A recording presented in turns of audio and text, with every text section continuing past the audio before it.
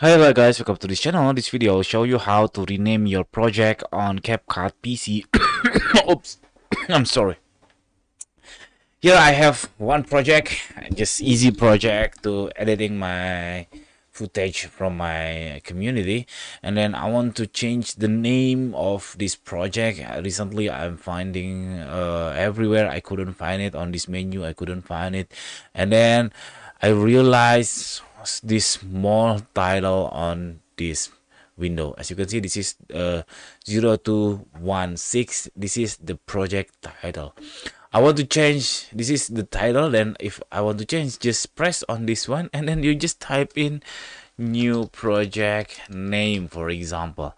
That's really easy and it cost me about 15 minutes. Then lucky for you, if you find this video, if you found this video, that means you will not lose 15 minutes of yours.